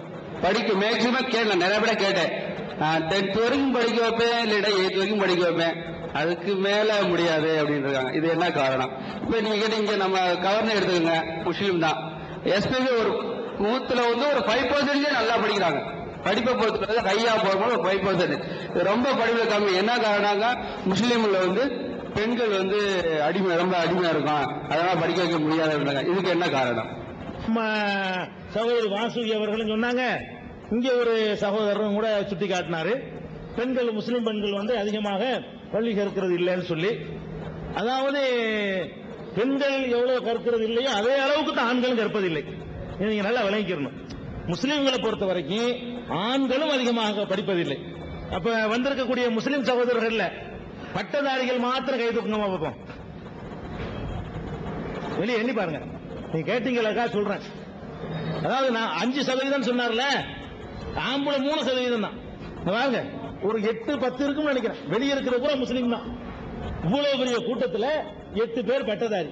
விளைங்கிறது சொல்றேன். அவ்வளவு பரிதாபம். ஏன்னு கேட்டா, வெள்ளையர்கள் காலத்தில் எல்லாம் சிறுபான்மை சமுதாயம் என்ற அடிப்படையில் தனியாக இடஒதுக்கீடு வழங்கப்பட்டுச்சு, சிறுபான்மைக்கு என்று சொல்லி. ஏன்னா பெரும்பான்மையா உள்ளவங்க அவங்களுக்கு தகுதியாக தான் சிந்திப்பாங்க. அதனால சிறுபான்மையின் பாதிக்கப்படக்கூடாதுக்கா வழங்கினாங்க. நாடு சுதந்திரம் அடைஞ்ச பிறகு அதை வந்து எடுத்துட்டாங்க. சிறுபான்மை என்ற அடிப்படையில் உள்ள இடஒதுக்கீட்டை வந்து சுத்தமாக நீக்கிட்டாங்க. இன்னும் சொல்ல போனா முஸ்லீம்கள் கல்வியில பின்தங்கி இருக்கிறதுக்கு இன்னொரு காரணம் என்னன்னு கேட்டா, நாடு இது ஆணு பெண் 2 பேருக்கும் பொதுவாக உள்ளது. பெண்ணுக்கு பண்ணி சொன்னா நான் ஒதுக்க மாட்டேன். அது அளவுக்கு நான் சொல்லுவேன். ஏன்னா பெண்கள் பேசும்போது பெண்கள் பத்தி தான் உங்களுக்கு தெரியுது. நீங்க பெண்கள்கிட்ட கையை தூக்கினா கூட ஒரு 1000 பெண்ணை 1000 ஆணை வச்சு கையை தூக்க சொன்னீங்கன்னா பெண்கள் அதிகமாக கை தூக்குவாங்க, ஆண்கள் அதை விட கம்மியா தூக்குவாங்க. அதுக்கு காரணம் இருக்கு, நான் சொல்றேன் விவரத்தை. முதலாவதாக, வெள்ளையர்களை எதிர்த்து போராடக்கூடிய அந்த காலகட்டத்தில் வெள்ளையர்களுடைய மொழி ஆங்கில மொழி. உயர் கல்வி எல்லாம் ஆங்கிலத்தில் தான் இருந்துச்சு. எங்க முன்னோர்கள் என்ன பண்ணாங்கன்னு கேட்டா, வெள்ளைக்காரனை விரட்டணுங்கிறதுக்காக வேண்டி ஆங்கிலம் படிக்கிறது ஹராம்னு சொன்னாங்க. இஸ்லாத்துல ஹராம்னா கூடாது, அது பாவம்னு சொன்னாங்க. ஆனா இஸ்லாத்துல ஆங்கிலம் படிக்கிறது பாவம் இல்ல, வெள்ளைக்காரனை விரட்டுறதுக்காக இப்படி சொன்னாங்க. அவன் மொழி மேல வெறுப்பு வந்துச்சுன்னு சொன்னா அவனுடைய பேண்ட் போடுறது ஹராமுண்டாங்க, கிராப் வெட்டுறது ஹராமுண்டாங்க. வெள்ளையர்களுடைய நட, உடை, பாவனை, உணவு பழக்கத்தை வரைக்கும் எங்க சமுதாயத்தில் உள்ள மார்க்க அறிஞர்கள் அது கூடாது, பாவம்னு சொல்லிவிட்டாங்க. அதனால 50 வருஷத்துக்கு முன்னாடி இடஒதுக்கீடு இருந்துச்சு பாருங்க, அப்போ நாங்க படிக்கல. வாய்ப்பு திறந்து விட்டாங்க வெள்ளக்காரன் சிறுபான்மைக்கு. எங்க ஆளுங்க படிக்காத ஒரே காமிக்க விட்டாங்க. இந்த அலிகர்ல யூனிவர்சிட்டி அந்த நேரத்தில் ஆரம்பிச்சாரு, அவரை காப்பி விட்டாங்க. இதையெல்லாம் மீறி அலிகர் யூனிவர்சிட்டி ஆரம்பிச்சாரு, அவர் என்ன பண்ணி விட்டாங்க, சார் சையத் அகமது கான் அவரை பிடிச்சி காபி இஸ்லாத்துக்கு வெளியேற்றான்ட்டாங்க. அப்படி நாங்க பாதிக்கப்பட்டோம். சுதந்திரத்துக்கு பிறகு நாட்டுக்காக வேண்டி படிப்பை தியாகம் செஞ்ச ஒரு சமுதாயம் இது. ஒரு ரிசர்வேஷனை கொடுத்து கொஞ்சம் படிங்கப்பான் இருக்கலாம், ரிசர்வேஷனை எடுத்துட்டாங்க. இப்ப படிக்காத ஒரு இந்த சமுதாயத்தை நாங்க படிச்சு உயர்கல்வி கிடைக்க மாட்டேங்குது, எங்களுக்கு சீட்டு இல்ல. முஸ்லீம்கள் நடத்தக்கூடிய காலேஜ்கள்ல கூட 25% முஸ்லீம் இல்ல. நல்லா ஞாபகத்தில் வச்சுக்கிறீங்க, சென்சஸ் எடுத்து பாருங்க. முஸ்லீம்கள் நடத்துகிற காலேஜில் கூட எங்க காலேஜ் நடத்துற விற்கிறான் சீட்டுகளை காசுக்காக வேண்டி. முஸ்லீம்கள் நடத்துற காலேஜில் முஸ்லீம் அல்லாத சமுதாயத்தில் அதிகமா படிக்கிறாங்க. நான் பொறாமைக்கு சொல்லல, அந்த அளவுக்கு இந்த சமுதாயம் கல்வியில வந்து ஆண்களே கூட பின்தங்கி தான் இருக்கிறாங்க. ரெண்டாவது என்னன்னா, அப்படியே நாங்கள் முக்கி முனகி ஒரு மாதிரியா படிச்சு வந்தாலும் கண்டிப்பா வேலை கிடைக்காது. படிச்சு விட்டு அந்த சவுதி அரேபியாவுக்கு தான் போகணும், இல்லைன்னா மலேசியா சிங்கப்பூருக்கு தான் போகணும். அதுக்கு படிக்காம போயிட்டு போறோமே. இந்த ஒரு மனநிலையில டோட்டல் சமுதாயம் வந்திருக்கு. பெண்கள் மாத்திரம் அல்ல, ஆண்கள் பெண்கள் எல்லாருமே வந்திருக்கு. நாங்க அதையும் மீறி படிக்க சொல்லி தூண்டிக்கிட்டு இருக்கோம். நான் நியாயப்படுத்தல, அதை நான் நியாயப்படுத்தவில்லை. படிப்பதற்குரிய எல்லா ஏற்பாடுகளையும் பண்ணணும்னு சொல்லி நாங்களே கல்வி உதவி திட்டம் வைத்து, இப்ப நாங்க சமீபத்தில் ஆரம்பித்த எங்களுடைய உணர்வு பத்திரிகையின் மூலமாக கூட நாட்டிலேயே நல்ல மார்க் எடுத்த 2 பேருடைய படிப்புக்காக வேண்டி முழு செலவை ஏற்று நாங்க செலவு பண்ணிட்டு இருக்கிறோம். இன்னும் அதை விரிவுபடுத்துவதற்கான திட்டத்தில் நாங்க இறங்கி இருக்கிறோம். நிலைமையே சொல்றேன், இது படிக்கிறதுடைய விஷயம், அது முடிஞ்சிருச்சு. அது போக ஒன்னே ஒன்னு இருக்குங்க, இஸ்லாம் இந்த கோ எஜுகேஷன் இருக்கு பாருங்க, அதை ஒத்துக்கிறவே செய்யல. அது நீங்க எத்தனை நியாயங்கள் சொன்னாலும் சரி, ஆண்களும் பெண்களும் சேர்ந்து பயிலக்கூடிய இடங்களில் எல்லாம் கண்டிப்பாக பெண்கள் போகப் பொருளாக மாத்திரம்தான் பார்க்கப்படுவார்கள். நீங்கள் அப்படி இருக்கிறீர்களோ இல்லையோ, அதனாலதான் ஒரு ஆசிரியனை எழுத்தறிவித்தவன் இறைவன் ஆவாண்டெல்லாம் சொல்லக்கூடிய ஒரு நாடு இது. இஸ்லாம் அதை ஒத்துக்கிறாது இறைவன்கிறத. அப்படி சொல்லக்கூடிய ஒரு பண்பாடு தமிழ் பண்பாடுங்க. எழுத்து அறிவிக்கிறவன் இருக்கிறான அவன் இறைவனுக்கு சமமானவன். அந்த இறைவன் என்ன செய்யறான், மாணவியை கற்பழிக்கிறாங்க. அதுக்கு என்ன காரணம் தெரியுமா? ஆண்களை பற்றி பொம்பளைங்களுக்கு நான் சொல்லக்கூடிய அறிவுரை தான், ஆண்கள் எப்போதும் ஆண்கள் தான். ஞாபகம் வச்சுக்கோங்க, உங்களை பெத்த அப்பன் அண்ணனை தவிர ஆம்பளைங்கிறவன் ஆசிரியரா இருந்தாலும் அவன் உங்களை பொம்பளையா பாப்பான தவிர வேற ஒன்றா பார்க்க மாட்டான். இது எந்த ஆன்மீக குருவா இருந்தாலும் சரி, பிரேமானந்தா சுட்டி காட்டினாங்க. அவங்களாம் யாருங்கிறீங்க? அவங்களாம் யாரு? ஆன்மீக வழிகாட்டுறது போனவங்க தானே. கல்வி கற்றுக்கூடிய முஸ்லீம்ல ஒருத்தர் மீரான் மைதினாங்க, அப்புறமேல ஜான் ஜோசப்னு சொன்னாங்க. யாரா இருந்தாலும் சரி, நானா இருந்தாலும் சரி, நீங்களா இருந்தாலும் சரி, எவரா இருந்தாலும் சரி, ஆண்கள் என்பவர்கள் இந்த விபரீதத்தை பெண்கள் புரியணும். அதாவது அழகா ஏமாற்றி அவ்வளவு அழகா மொழிகி பெண்கள் அம்போண்டு விட்டுட்டு போயிருவாங்க. இந்த கெட்ட குணம் கெட்ட இயல்பு ஆம்பளை இருக்கிறத யாரும் மறுக்க முடியாது. அது பெண்களுக்கு புரியுமோ புரியலையோ, பாம்பின்கால் பாம்பறிங்கிற மாதிரி அந்த பாம்புடைய பாம்பாக நான் உங்களுக்கு சொல்றேன். பாம்புடைய கால் பாம்புக்கு தான் தெரியும், பொம்பளைகளுக்கு தெரியாது. எல்லாம்பளை அப்படித்தாங்க. ஒரு 1000 லட்சத்துல ஒருத்தன் வேண்டாம் விதிவிலக்கா இருப்பானோ என்னமோ தெரியல. அதான் விஷயம். அதனால இந்த கலந்து படிச்சீங்கன்னு வைங்க, அதுல பாதிப்பு ஏதாவது ஏற்பட்டுருச்சுன்னா இவனுக்கு ஒன்னும் பாதிப்பு இல்லை. உடற்கூறு ரீதியா இவனுக்கு பாதிப்பு இல்லை. கூட்டி கொண்டு போய் கொடைக்கானல் ஆட்சியில் விட்டு வைக்கிறோம். பாக்குறோம், 13 வயசுல தாயாகிட்டு போயிருவான், 15 வயசுல தாயாகிட்டு போயிருவான். மேலை நாடுகள் அப்படி பிறந்த குழந்தைகள் ஹிப்பிகளாக அலைந்து தாய் யாரு தந்தை யாருன்னு தெரியாம, வளர்க்கு அன்பு இல்லாம பாசம் இல்லாம ஹரே ராமா ஹரே கிருஷ்ணான்னு சொல்லி ஒரே போதையில மயங்கி கிடக்கூடிய ஒரு ஜெனரேஷனே உருவாகி போச்சு. நம்ம பார்த்துக்கிட்டு இருக்கோம். பெத்த பிள்ளைங்க அதாவது இந்த மாதிரி தாப்பம் பேர் தெரியாமல் உருவாகக்கூடிய குழந்தைகள் ஒரு ஜெனரேஷன் அழிஞ்சு நாசமாயிரும். அதனால நம்ம என்ன செய்யறோம்னா, ஓநாய்களுக்கு மத்தியில பழகிற ஆடு அது சமம்னு நினைக்க கூடாது. ரொம்ப டேஞ்சரான ஆளுக்கு நினைச்சு பழகுங்க. எப்பவும் சொல்றேன், அழகா தோழி மாதிரி பழகுவான், ஆசிரியர் மாதிரி பழகுவான், நண்பன் மாதிரி பழகுவான், மதகுரு மாதிரி பழகுவான், மருத்துவனா பழகுவான், வக்கீலே வந்துச்சு விவகாரம். எந்த துறைங்க? ஆனா இந்த கில்லுன்னு ஒரு அதிகாரி, அந்த பொம்பளை பேர் என்ன, அந்த அம்மா பேர் என்ன, பஜாஜ் பொம்பளை, ஒரு ஐபிஎஸ் அதிகாரி, டிஜிபி, ஒரு முன்னாள் டிஜிபி. இந்த அம்மாவும் படிச்ச ஒரு அதிகாரி, இவனுக்கு பொம்பளையா தான் தெரியுது. பாருங்க, ஒரு ஐபிஎஸ் சட்டம் ஒழுங்க, ஒரு மாநிலத்தினுடைய சட்டம் ஒழுங்க காக்கக்கூடிய அதிகாரியுடைய கில்லுடைய பார்வையில, பஞ்சாபுடைய டிஜிபி அவர் பார்வையில அந்த அம்மா ஒரு தனக்கு கீழே இருக்கிற அதிகாரி அவருக்கு தெரியல, பொம்பளையா மட்டும்தான் தெரியும். இவன் உங்களுக்கு தெரியுது, மேலதிகாரிக்கு கீழே உள்ளவர்கள் எல்லாம் பெண்களா மாத்திரம் தெரிவாங்களே தவிர அந்த பணி செய்யக்கூடிய தெரிய மாட்டாங்க. தனித்து மாத்திரம் இருந்தால் டேஞ்சர் உங்களுக்கு தான். இதுதான் நாங்க சொல்ல முடியும். இது இஸ்லாம் கலந்து ஏன் தனியா படிச்சா படிப்பு வராது நான் கேட்கிறேன். தனியாக பெண்கள் ஆண்களும் படிக்கும் பொழுது 2 பேருமே ஒழுங்கா படிப்பாங்களா இல்லையா? ஒரு பாலர் இன்னொரு பாலர் ஈர்க்கக்கூடியவர்களாக இருக்கிறார்கள். அதிகமாக பெண்களால் ஆண்கள் ஈர்க்கப்பட்டு போயிடுறாங்க. இதுல தனித்தனியாக படித்தால் இன்னும் கொஞ்சம் கவனமா, இன்னும் கொஞ்சம் விவரமா படிக்க ஏறுமா ஏறாதா? 2 பேரும் சேர்ந்து படிச்சாதான் ஏறுங்கிறீங்களா நீங்க? அதை இஸ்லாம் ஒத்துக்கிறலங்க. இதனுடைய நியாயங்களை நீங்க ஏத்துக்கிறீங்களோ இல்லையோ, இஸ்லாம் அதை தெளிவா மறுக்குது. கலந்து ஒரு ஆணும் ஒரு பெண்ணும் தனித்திருந்தால் 3வதாக அங்கே ஷைத்தான் இருப்பான். இஸ்லாம் தெளிவா சொல்லுது. இது நீங்க என்னதான் நீங்க சொன்னாலும் பேப்பர் பதில் சொல்லிட்டு இருக்கோம். பேப்பர் படிச்சீங்கன்னா தினசரி இந்த மாதிரி ஆசிரியர், மாணவி, போலீஸ் நிலையத்துல எல்லாம் நடக்குது. என்ன அர்த்தம்? ஒரு குற்றம் பாதிக்கப்பட்டுச்சுன்னு அவங்க தான் எத்தனையோ மாதர் சங்கத்தில் எவ்வளவு வழக்குகள்லாம் எடுத்து நடத்திருக்கிறாங்க. பத்மனில இருந்து வாச்சாத்தியில இருந்து எவ்வளவு விவகாரங்கள் எல்லாம் எதை காட்டுது? இவன் மோசமானவன் காட்டுது. அது முடிஞ்சிருச்சு. நீங்க ஆம்பளைங்களை பத்தி சொன்னீங்க. ஏன்னா ஆண்களும் பெண்களும் ஒன்னா படித்தேன்னா நீங்க வந்து போக பொருள்னு சொன்னீங்களா? அப்போ வந்து நீங்களே சொன்னீங்க அவங்க அண்ணனும் அப்பாவும் தவிர இல்ல பையன் இவங்க தவிர மிச்சம் எல்லாம் வந்து அவங்க வந்து பண்ணாதான். இவங்க மட்டும் ஏன் அவங்கள பண்ண? அவங்க எனக்கு வந்து தாய் இருக்காங்க, தங்கச்சி இருக்காங்க, எல்லாம் இருக்காங்க. அப்ப இவங்களை இப்படி நினைக்கும் போது நாங்க ஒன்னா படிச்சா அவங்க போக பொருள்லாம் நினைக்கிறேன்றீங்க. அது எப்படி? இப்ப ஒன்னாத்த இல்லாம நம்ம பிரிச்சு வச்சுட்டாலே நம்ம அது என்ன இருக்குன்ற தோணல் ஆணுங்களுக்கு கூட வரும். இப்ப எஜுகேஷன் வந்து நாட்டு நிலவரத்தை தெரிஞ்சுக்கிறதுக்காக தான். அவங்க வந்து வேலை செய்யணும், அது படிச்சாதான் வேலை கிடைக்கும்ன்றது எல்லாம் கிடையாது இல்லீங்களா? அதனால நீங்க வந்து லேடிஸ வந்து படிக்க அனுப்பலாம். படிக்க அனுப்பிச்சாதான் அவங்க உலக நிலவரம் தெரிஞ்சு அவங்க நாளைக்கு அந்த ஆண்மகனோட புரிஞ்சுக்கிறதுக்கு உண்டான சந்தர்ப்பமும் வரும். நீங்க சொல்ற பிரகாரம் பாத்தீங்கன்னா ஆண் வந்து ஒரு ஆதிக்கவாதியாகவும் பெண் வந்து கவரப்படுற ஒரு இதுவாதான் சொல்லியிருக்கீங்க. நீங்க பெண்களை வந்து ஒரு சோசியலிசம் விட்டீங்க, அது it will come alright. Medical காலேஜ்ல ஆண் வந்து 60% பெண் 40%. உங்களுடைய கூற்றுப்படி பெண்கள்லாம் சேர்ந்து படிக்கக்கூடாது. படிக்கக்கூடாதுன்றதுக்கு காரணம் அவங்க தவறுதலான உறவுகள் ஏற்படும் அப்படின்றீங்க. அப்ப இப்ப மெடிக்கல் காலேஜ்ல படிக்கிற எல்லா பெண்களும் தப்பானவர்கள் தானா?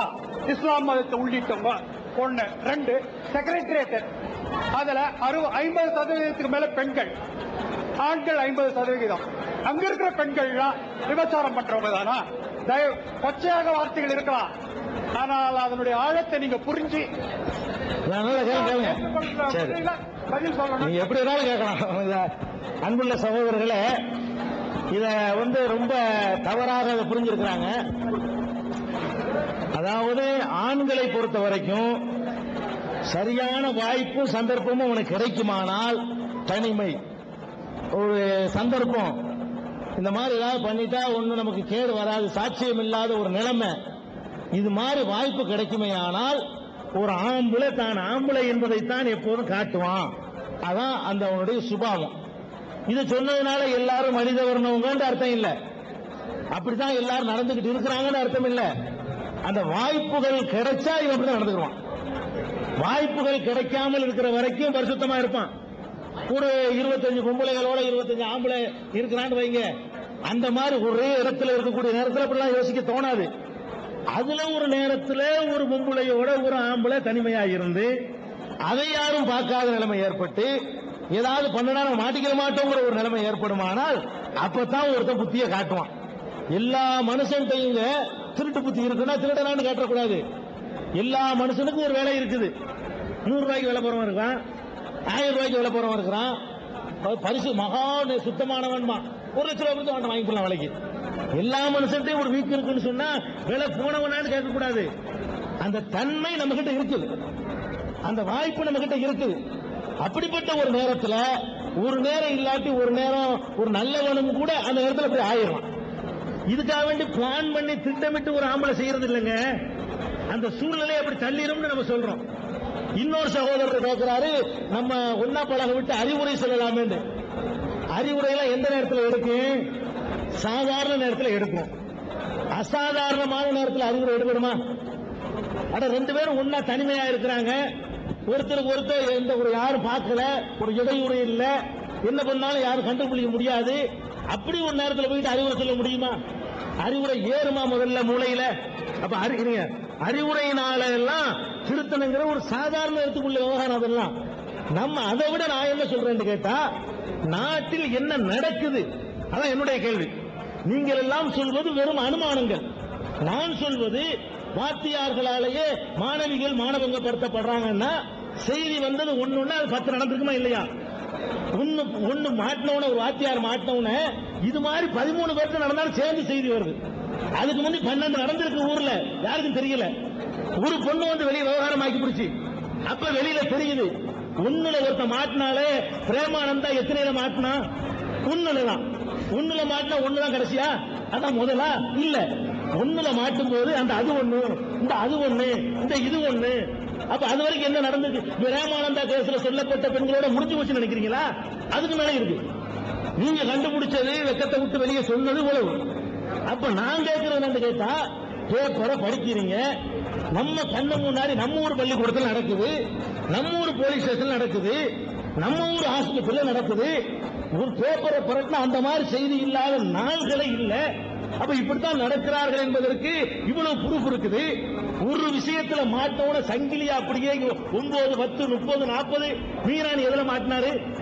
இந்த திருநெல்வேலி மீரான் பாரதிங்கிறவர் எதுல மாட்டினாரு? ஒரு பொம்பளை விஷயத்துல மாட்டுறாரு. ஒரு பொம்பளை விஷயத்துல மாட்டினோட இன்னொரு பொம்பளை மட்டும் இல்ல, நானும் தான், என்னையும் தான், இவளையும் தான், அவளையும் தான் வந்துருச்சே இல்லையா? அப்ப இத்தனை வருஷமா தெரியாம நினைச்சப்ப இந்த ஒண்ணு மாற்ற வரைக்கும் 10 வருஷமா எத்தனை மாணவிகள் வந்துட்டு போயிருப்பாங்க, எத்தனை பேர் படிச்சுட்டு போயிருப்பாங்க, எத்தனை பேர் அவன் வந்து அனுபவிச்சிருப்பான், எத்தனை பேரை ஏமாத்தி இருப்பான், எத்தனை பேரை மிரட்டி இருப்பான் பயிலாக்கிறேன் சொல்லி, எத்தனை பேருடைய வாழ்க்கையை அவன் பறிச்சிருப்பான். அப்ப இவ்வளவு நடக்குது. ஒண்ணு தெரியும் போது 100 வெளியே வருது. அப்ப தெரியாமல் எத்தனை இருக்கும்? அந்த வாய்ப்புகள் நான் கேட்கிறேன் என்று கேட்டா, இந்த கேள்வி கேட்ட சகோதரர்கள், நான் எல்லாத்தையும் சொல்லல, சகோதரர் வேணா அது மாதிரி மகா பரிசுத்தமான ஒரு எண்ணம் உள்ளவரை இருக்கலாம். நீங்க அப்படி போட்டலாம்னு நினைச்சிடாதீங்க. உங்கள்ட்ட அந்த எண்ணம் வந்து ஒரு நீங்க சில்மிசம் இல்லாத ஒரு ஆளாக தோன்றலாம். நீங்க அப்படி எல்லாத்தையும் மாத்த நினைச்சிடாதீங்க. பெரும்பாலானவர்கள் வந்து இப்படித்தான் நடந்து கொண்டிருக்கிறார்கள் என்பதை நடைமுறை சொல்லுங்க. நானா சொல்ல, நடைமுறை சொல்லுங்க.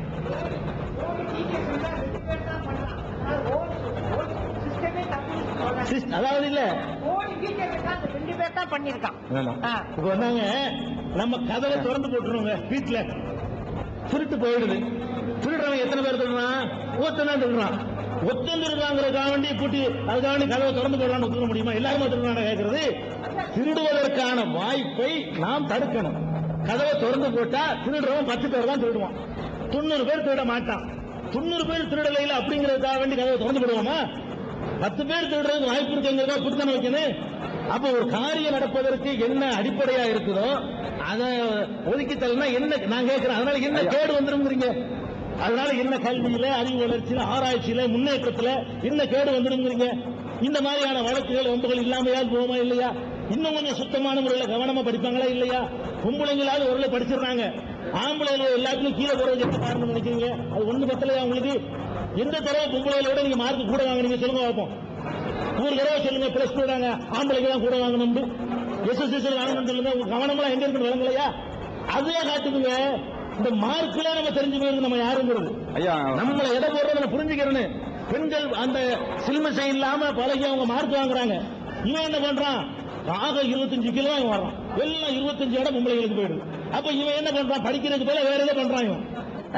பொதுவாக இன்றைக்கு இஸ்லாமிய பெண்கள் மத்தியிலேயே அதிருப்தியை ஏற்படுத்தி கொண்டிருக்கக்கூடிய விஷயம் 2. ஒன்னு ஜீவனாம்சம் சம்பந்தப்பட்டது, இன்னொன்னு முத்தலாக் சம்பந்தப்பட்டது. அது ஏற்கனவே எங்க கேள்விகள் எழுப்பப்பட்டிருக்கோம் நினைக்கிறேன். இஸ்லாத்துல வந்து முத்தலாக் எப்படி செய்யப்பட வேண்டும் என்று சொல்லப்பட்டு இருக்கிறது, அது எனக்கும் தெரியும். அது ஓரளவுக்கு நியாயமாக இருக்கக்கூடிய விஷயம். ஆனால் இஸ்லாத்துல சொல்லப்பட்ட முத்தலாக் சம்பந்தப்பட்ட விஷயம் பரவலாக நிறைவேற்றப்படுவது இல்லை. இந்த தலாக் முத்தலாக் விஷயம், தலாக்குங்கிறது என்ன? 2 விஷயத்தை நீங்க விளங்கிக்கணும். அதாவது முதல்ல தலாக்கு என்பது அது ஏதோ இருக்குது இருந்துட்டு போட்டு நினைக்க கூடாது. சரியான நேர்மையான பார்வையில் உள்ளவர்களாக இருந்தால் விவாகரத்து என்பதை லேசாக்குவதற்கு எல்லாரும் பாடுபடணும். தலாக்கு என்பது, விவாகம் என்பது எளிதாக ரத்து செய்யப்படக்கூடியதாக இருந்தால்தான் அது நாட்டுக்கு சமுதாயத்துக்கு நல்லது. முதல் நீங்க விளங்கிக்கணும். எப்படி? இப்ப வந்து ஒரு கணவனுக்கு மனைவியை பிடிக்கல, ஏதோ ஒரு காரணத்துக்கு பிடிக்கல.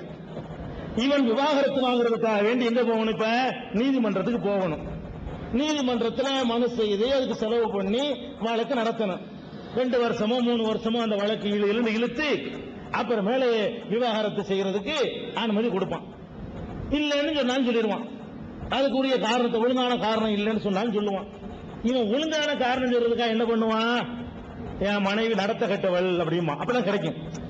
இன்னொருத்தன் தீர்மானம், நல்ல பொம்பளையா இருப்ப வேற எதை பிடிக்காம இருந்திருக்கேன், விவாகரத்து வாங்குவதற்காக வேண்டி பெண்கள் மேல வந்து பழி சுமத்தக்கூடிய காட்சிகளை நம்ம இன்னைக்கு பார்த்துக்கிட்டு இருக்கிறோம். அல்லது என்ன செய்யறான்னு கேட்டா, இந்த ஸ்டவ் வெடிக்குது பாருங்க, இது ரொம்ப முக்கியமான விவகாரம் நான் சொல்லக்கூடியது. நாட்டில் ஸ்டவ் வெடித்து பெண்கள் சாகுறாங்க இல்லையா? அது சம்பந்தமா பேப்பர்கள்ல செய்தி வருதா இல்லையா? பாராளுமன்றம் வரைக்கும் பேசுறாங்கல்ல. ஸ்டவ் அடிக்கிறவனுடைய மர்மம் என்ன? மனைவியை பிடிக்கல என்ற உடனே கோர்ட்டுக்கு போய் ரத்து பண்றதுக்கு 3 வருஷம் ஆகும்னு சொன்ன உடனே இவன் என்ன பண்றான்? ஈஸியான வேலை, ஸ்டவ் அடிச்சுட்டு போகுது. 1 லிட்டர் தானங்க தேவை, ஊத்தி விட்டு ஒரு தீக்குச்சி தானங்க, முடிஞ்சு வச்சுக்கத. சமைக்கும் போது ஸ்டவ் அடிச்சு செத்து போயிட்டாங்கன்னா அடுத்த வாரம் கல்யாணம் பண்ணிட்டு போயிடுவான். இதுக்குத்தான் ஸ்டவ் இந்த நாட்டில் வெடிக்கிறதே தவிர ஸ்டவ் அடித்து யாரும் சாகுறதே கிடையாது. அப்ப இந்த விவாகரத்து என்பது பெண்ணுக்கு கஷ்டமா இருக்குன்னு வைங்க, அவ என்ன பண்ணுவா, ஆம்பளை இப்படி பண்ணி போடுவான், ஸ்டவ் அடிச்சு சாவடிச்சு போடுவான், இல்லன்னா பெண் மீது அவதூறு சொல்லியே விவாகரத்து தீர்ப்பு வாங்கிட்டு வருவான், இல்லன்னா பேருக்கு இருந்து கறின்னு சொல்லி அப்பாடிச்சுட்டு போயிடுவான். இது நடந்துகிட்டு இருக்கு நாட்டுல. அல்லது அவளுக்கு பிடிக்கலன்னு வைங்க, அவ விவாகரத்து வாங்குறது கஷ்டமா இருக்குன்னு வைங்க, அவ என்ன பண்ணுவா, அமி குலவி அவளுக்கு. அல்லது சாப்பாட்டுல ஒரு மாத்திரை, அவ்வளவுதான், ஒரு 4 மாத்திரை கூட போட்டா முடிஞ்சு போச்சு.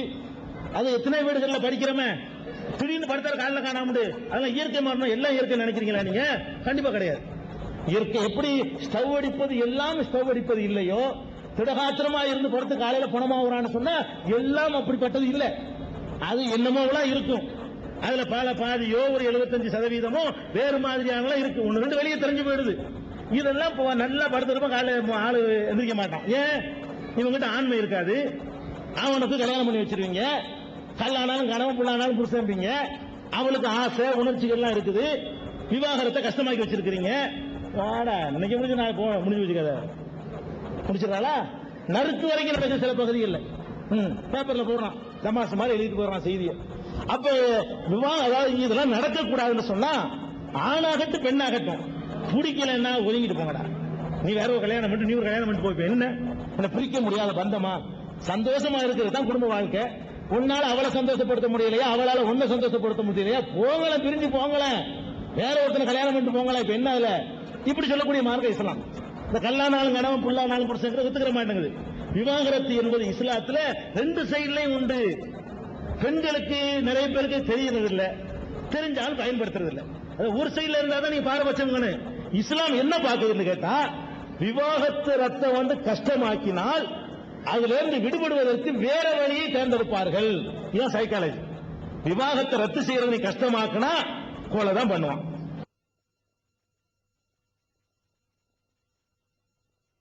அவனும் பண்ணுவான், அவனும் பண்ணுவான். அவன் கோர்ட்ல என்ன செய்வா தெரியுமா, ஏதோ ஒண்ணு பிடிக்காம இருக்கு, இவன் பேடிங்க ஆம்பளை இல்லைங்கன்றான், அப்பதான் விவாகரத்துக்கு தீர்ப்பு கிடைக்கும். அப்ப இன்னொருத்தன் பொண்ணு கொடுக்க மாட்டான், வேற ஒரு பொண்ணு எங்களுக்கு கிடைக்கும். இவன் நடத்த கட்ட வேண்டுவான், அவன் ஆண்மையற்ற வேண்டுவான். இப்படி எல்லாம் ஏன் போட்டு பிடிக்கலையா போட்டு காரணத்தை விசாரிச்சுக்கிட்டு விட்டு தள்ள இல்லாட்டி விபச்சாரம் நடக்கும். இல்லைன்னா பேருக்கு மனைவியும்பா, பேருக்கு புருஷன்பா, அவனுக்கு கள்ளக்காதலும் இவனுக்கு கள்ளக்காதலும் இருக்கும். இதான் நடக்க போகுது நாட்டுல. சந்தோஷமா இருக்க முடியுதா? இருங்க, அழகா பிரிஞ்சுக்கிட்டு அவர்களுக்கு வேண்டிய இன்னொரு வாழ்க்கை துணையை தேர்ந்தெடுத்துக்கிறங்க. இதை இஸ்லாம் சொல்லுது. அதுல நல்லா விளைக்கிறேன். விவாகரத்து என்பது தலாக் என்ற விவாகரத்து உரிமை ஆண்களுக்கு இருக்கிற மாதிரியே பெண்களுக்கும் இருக்கிறது. நல்ல ஆபத்து வச்சுக்கணும். நபிகள் நாயகம் அவர்கள்ட்ட ஒரு பெண்மணி வர்றாங்க, அல்லாஹ்வுடைய தூதரே, அப்பதான் கூப்பிடுவாங்க, அல்லாஹ்வுடைய தூதரே, என் கணவருடைய குணத்தில் நான் குறை காணவில்லை, அவருடைய நடவடிக்கையிலும் நான் குறை காணவில்லை, ஆனால் அவரோடு நான் குடும்பம் நடத்தினால் நான் அல்லாஹ்வுக்கு மாறு செய்து விடுவேனோ என்று பயப்படுகிறேன் அப்படிங்கிறாங்க. அதுக்கு என்ன அர்த்தம்? அதாவது நல்ல குணம்லாம் இருக்கு, இந்த பெண்ணை திருப்திப்படுத்தக்கூடிய அளவுக்கு அவர்கிட்ட அந்த ஆண் மேல இருக்குன்னு அர்த்தம் இருக்கு. இவர்கிட்ட நான் வாழ்க்கை நடத்தி இதுல அவர் ஒழுங்கா நடக்க முடியாம போய் நான் ஒரு தப்பு தண்டாவா நடந்து அப்படி ஆயிரணும்னு பயமா இருக்குது அப்படின்னு அந்த பெண்ணு குணத்துல குறை சொல்லல. என் புருஷன் அழகான குணம் உள்ளவர், ஆனால் அவரோட நான் வாழ்க்கை நடத்தினா நான் கெட்டு போயிருவோம் போல இருக்கு அப்படின்னு சொல்றாங்க. உடனே நபிகள் நாயகம் என்ன சொல்றாங்கன்னு கேட்டா, அந்த மகர் வாங்கினீல, மகர் ஒரு தோட்டத்தையே மகளா வாங்கியிருக்காரு, அந்த பெண் வாங்கியிருக்கிறாங்க. மகர் என்று நீ ஒரு தொகையை வாங்கினீல, ஆமா, ஓன் சைட்ல இருந்து கேட்கறதுனால அது திருப்பி கொடுத்துரு. திருப்பி கொடுத்துறேன், அதுக்கு மேல வேண்டாலும் கொடுக்குறேன் அப்படிங்கிறது அந்த அம்மா. திருப்பி கொடுத்துருன்னு சொல்லி இந்த திருமணம் ரத்து செய்யப்படுகிறது முடிச்சுட்டாங்க, ஜட்ஜ்மெண்ட் பண்ணிட்டாங்க. அப்ப திருமணத்தை இவங்க மகர் வாங்கினாங்க இல்ல, அதை திருப்பி கொடுத்துட்டு அப்பவே ரத்து செய்து விடுவது எந்த காரணத்தையும் விரிவா விசாரிக்கவே இல்லை, உடனே ரத்து செய்யறாங்க. இது நபிகள் நாயகம் அவர்கள் வழங்கிய தீர்ப்பு. அந்த அடிப்படையில் விவாகரத்து என்பது இப்படி லேசாக இருக்கணும். அது மாதிரி ஆண்களுக்கும் நீ விவாகரத்து, ஆண்களுக்கு என்ன பண்ணுதுன்னா இவங்க கோபம் அதிகமா விழுவான் சுபாவத்திலேயே. அதனால இவன் அவசரப்பட்டு சொல்லிட்டு உணர்வான், கும்பலை அவசரப்பட்டு முடிச்சுக்கிறேன்னு சொல்ல மாட்டான். அதனால அவளுக்கு 3 சான்ஸ் கொடுக்கல. இவனுக்கு என்ன பண்ணிருக்கு இஸ்லாம் கேட்டா, எப்படியாவது என்ன பாதிப்பு பெண்களுக்கு தான், அவசரப்பட்டு தலாக்குன்றான், மறுபடியும் அவன் சேர்ந்து வாழ்க்கை நினைக்குவான். அதனால ஒரு 3 டைம் கொடுக்குது இஸ்லாம். எப்படி 3 டைம் கொடுக்குது? முதல்ல என்ன செய்யணும்னு கேட்டா, அவளுக்கு அது நிறைய விஷயங்கள் இருக்கு. தலாக்கு சூரத்துல் பக்ரா 2வது அத்தியாயத்துல விவாகரத்தை பற்றி குர்ஆன் வசனம் வரிசையா சொல்லிட்டு இருக்குது. தம்பதிகளுக்கு மத்தியிலே ஒரு குழப்பம் பிரச்சனையை பூசல் ஏற்படுமானால் அது என்ன செய்யுங்க? முதல்ல உடனே அந்த 2 பேரை விட்டுட்டு 3வது ஒரு ஆளை அனுப்பி பேசுங்க. அவர்கள் பேசி அவர்களுக்கு அறிவுரை சொல்லட்டும்.